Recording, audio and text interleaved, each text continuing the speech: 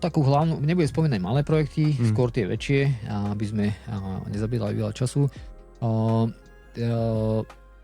Napríklad jeden z takých veľmi strategických dôležitých projektov sa volá, že MOVO, MOVO Park. A MOVO Park je vlastne moja koncepcia ako kebyže cvičísk, ktoré vlastne budujem pre školy, obce, mesta, kde vlastne sa snažím vrátiť deťom do života taký ten sofistikovaný komunistický prašák. Obrovský prašák, ale hej, kde sa naraz zavesí 30 detí. Takže ja som ho netvoril z pohľadu takého, že tak pôjdem vyrobiť nejakú paralesku, hej, že tak určite to pôjde a bude to dobré. Nie, kladol som si otázku, že mám skúsenosti 20 plus rokov so skupinovým tréningom, chcem deti niečo naučiť, chýbajú veľa infraštruktúry od pása hore, alebo od pása dole je ich veľa. A nemá to vyzerať ako štandardné workoutové ihrisko, kde individuálne si zacvičíme, ale nemôžeš tam prísť 30 deťmi, že čo tam budú robiť, nemestia sa a každý by robil niečo iné, keby sa aj trochu zmestili.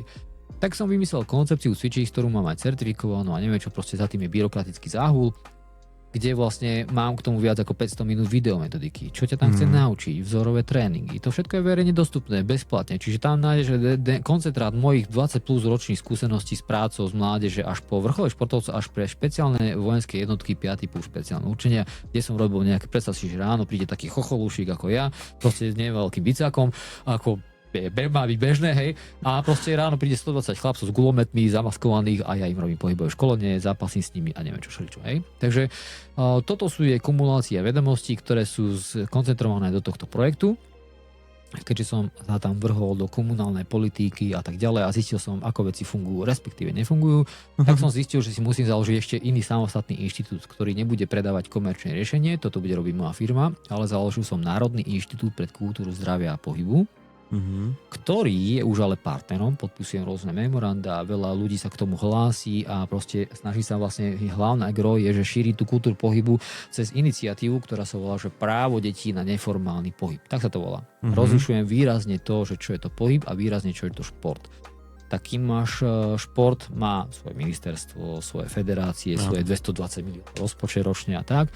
A to robí servis asi 150 000 deťom na celom Slovensku od 6 do 23 rokov. Ale máš milión, skoro 400 000 detí, ktoré nemajú žiadne krytie, žiadne politické krytie, žiaden rozpočet v kapitole, žiadne témy tohto typu.